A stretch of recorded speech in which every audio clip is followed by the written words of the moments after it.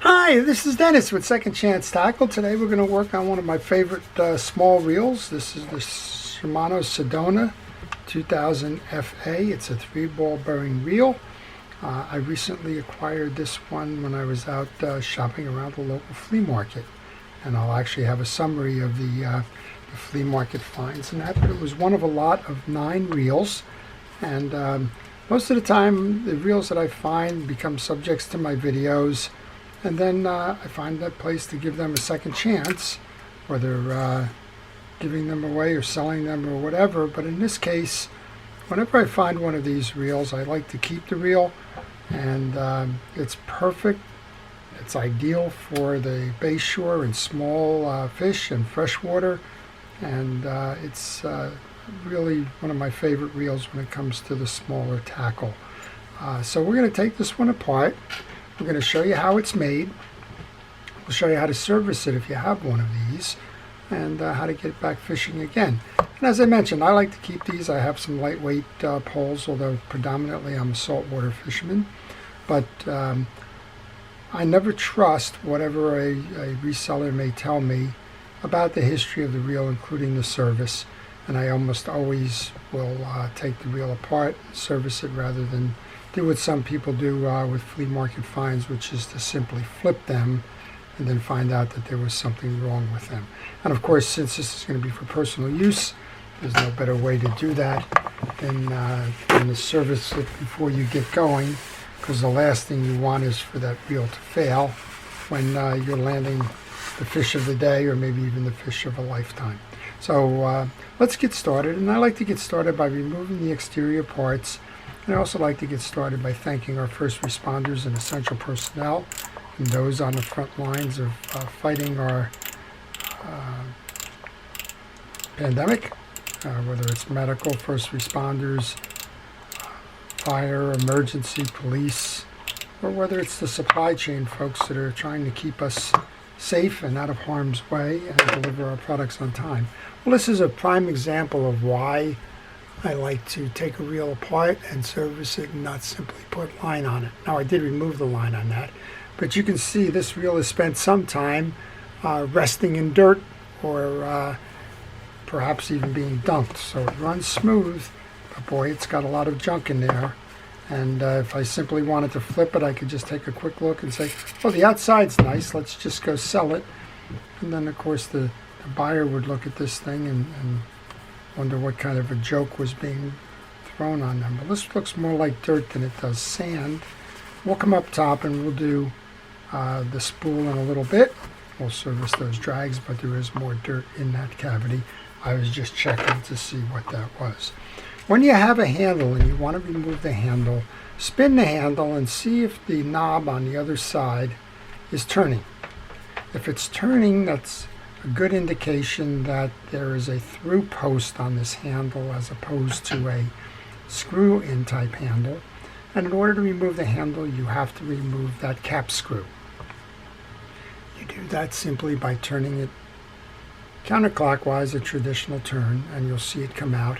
And don't lose this little cap. That little cap comes in a number of different types of buttons, but that kind of holds firm to the main gear. You'll see there's a square in that main gear.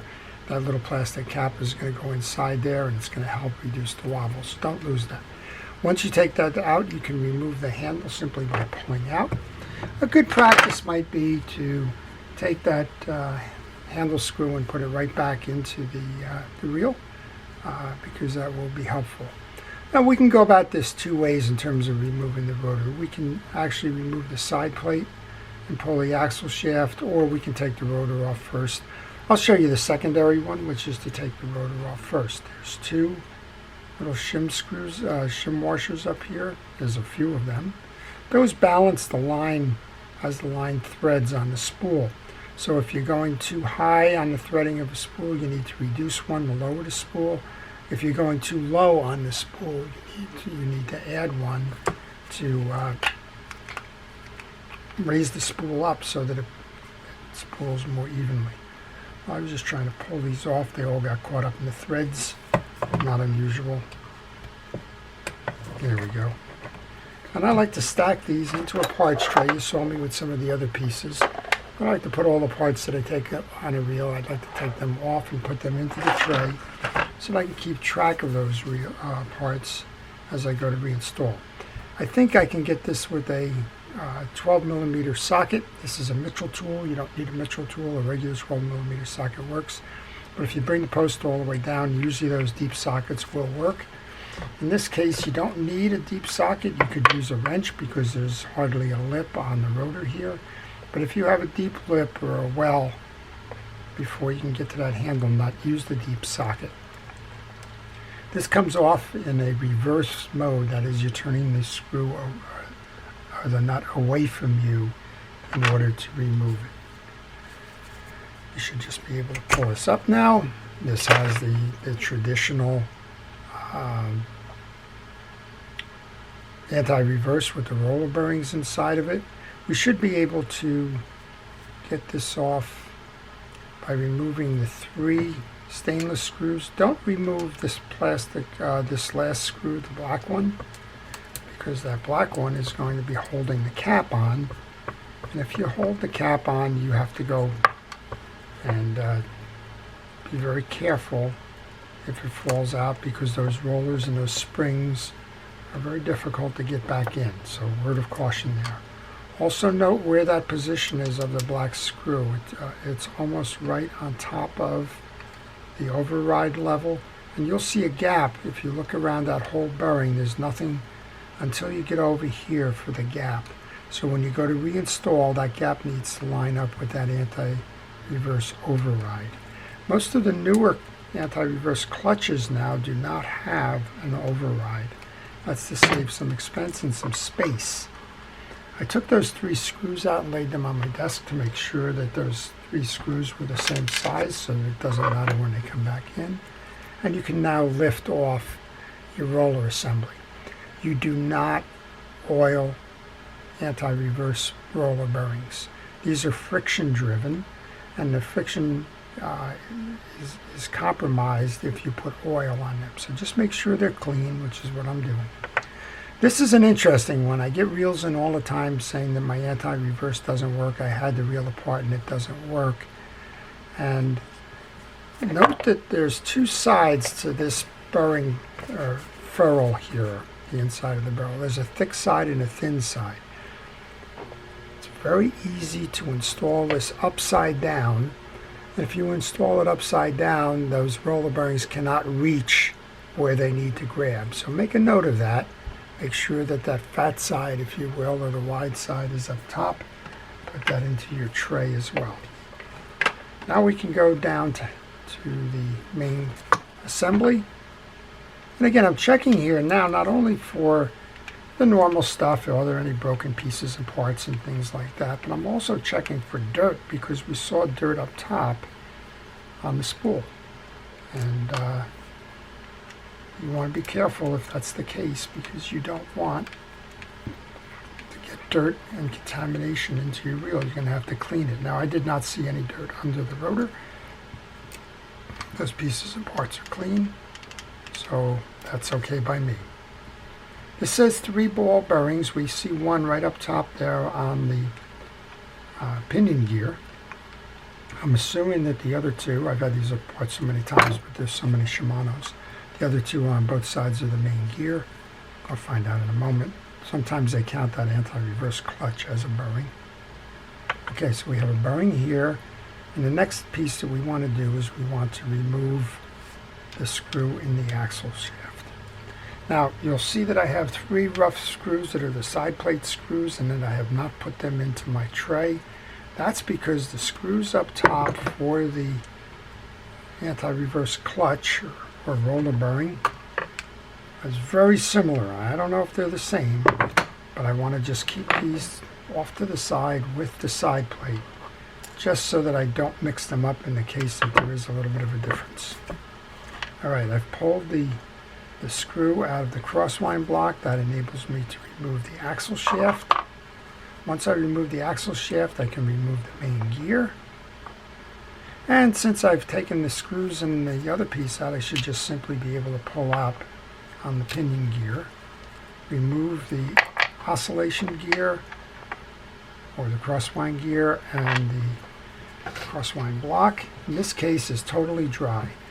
I also answered the other question. There's only one bearing on the main gear, so they're counting the flat or the roller bearings as the third bearing on this reel.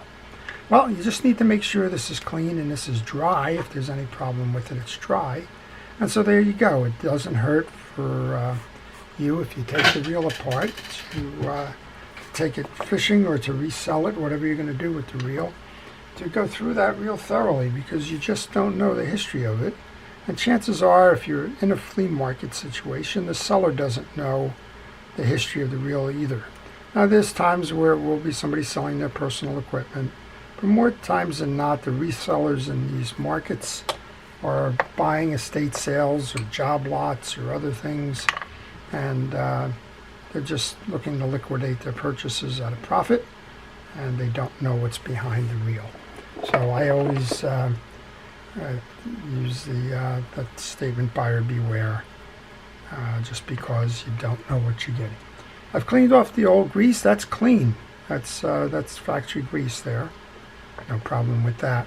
Checking all the teeth to make sure that they're nice and even. You also want to check the teeth on the drive. That's going to drive the oscillation or crosswind gear. That's all put back together properly. We're going to go over now. We'll take the bearing off of the pinion gear. I oil bearings, so I'm going to use a fishing reel oil. In this case, this is Lucas fishing oil. And I recommend you do the same. Use fishing reel oil. Don't use general oils, and you'll be better off for it. Same thing here. I just cleaned off all the old grease in the pinion gear. I now want to just check to make sure that all of those teeth are in good condition, that they're not bent or chipped or broken or out of alignment or anything like that. And I'll get a little bit on the stud, which is going to ride in there.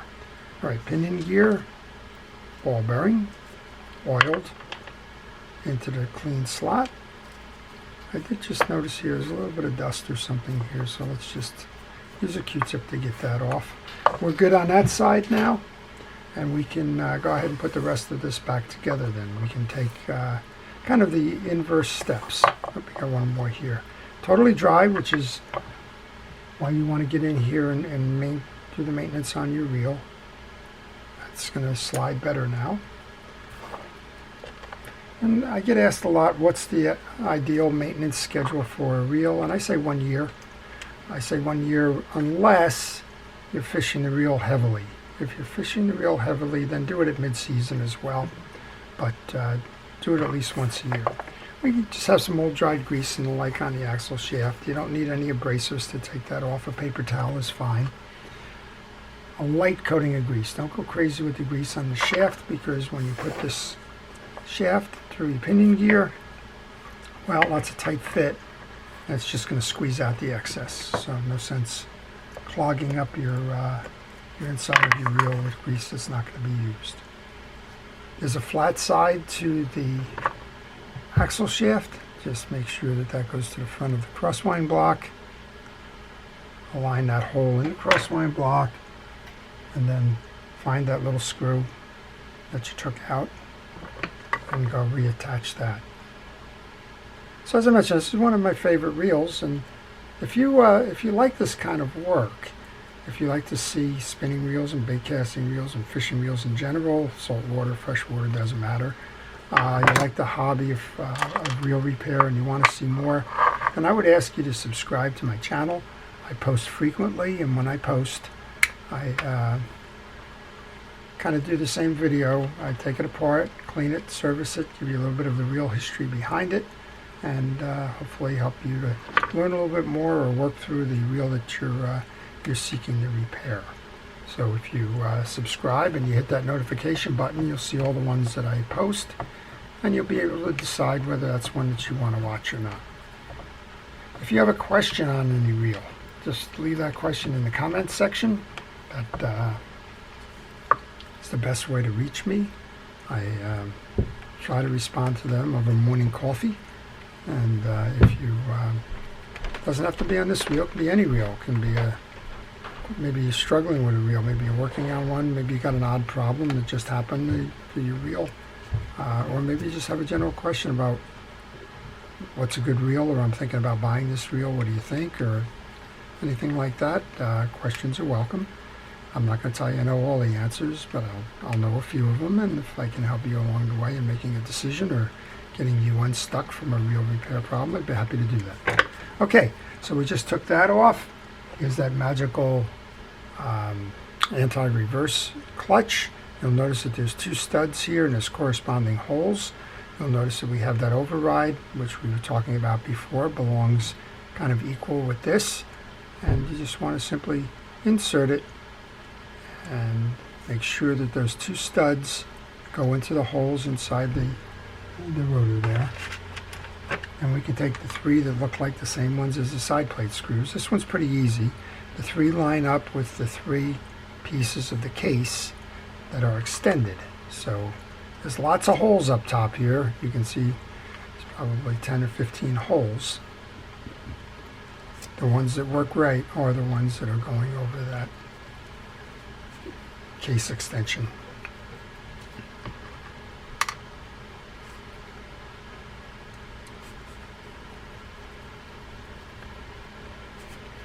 So the parts tray helps an awful lot. It helps you to remember that you should be adding pieces and parts along the way. Another thing that helps is taking pictures along the way so that you can see the orientations on the pieces and how they come together. That's kind of where we are with this one, right? We just talked about the smaller diameter, larger diameter.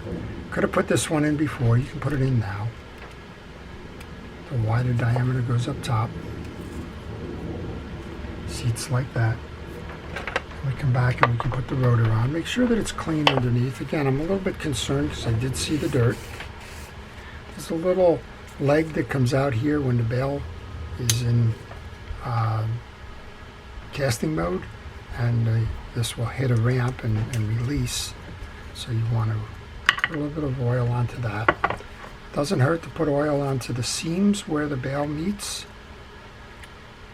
the rotor arm, and a little bit on the line roller, even if there's no ball bearing in there. Take this and put that back on then. Now we can go load up the nut here.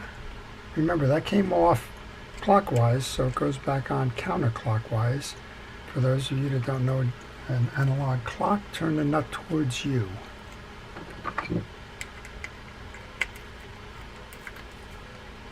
Just like that.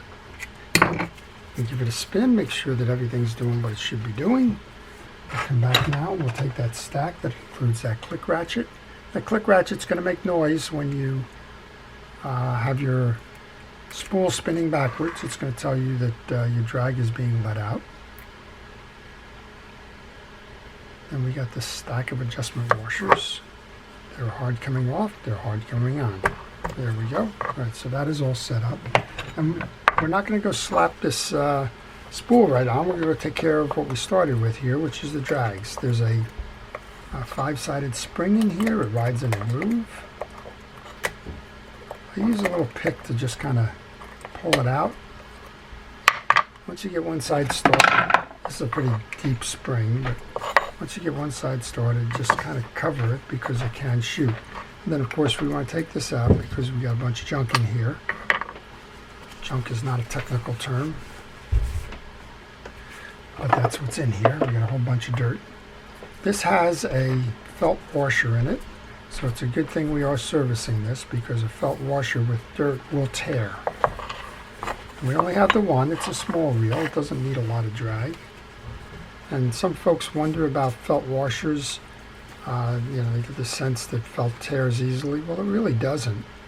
And the service on a felt washer is all about keeping it wet so that it doesn't dry out to tear. So that's, if there's anything you want to do, you want to oil it. Again, you can use your fishing reel oil for that. I'm going to take that same dirty old washer there. We're going to just wipe the dirt off. And when I get done wiping dirt and sanding out, I like to wipe my bench. And then I like to discard that piece because you don't want to transfer dirt from one reel to another. Again, you want to just take that 5-sided spring, catch a part of that lip for the groove.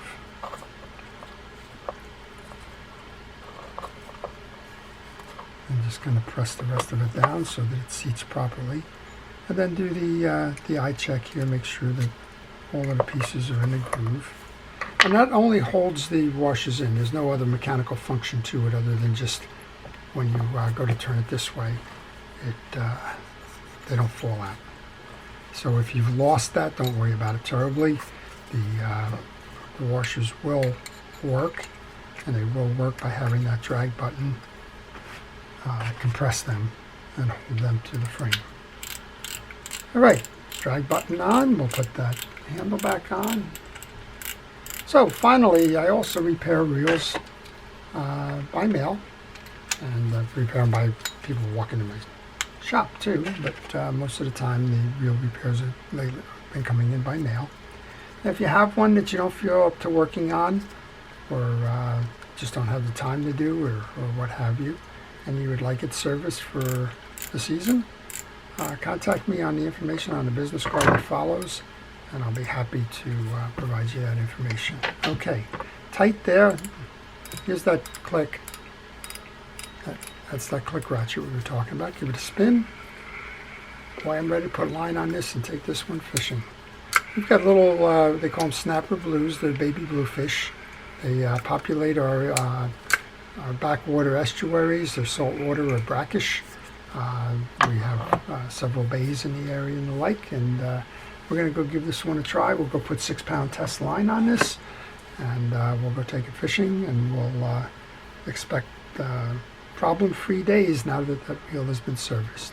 So I hope you've enjoyed the video. If you did, please like it. If you want to see more, please subscribe. And again, thanks to all of our first responders. This is Dennis with Second Chance Tackle, wishing everybody a great day.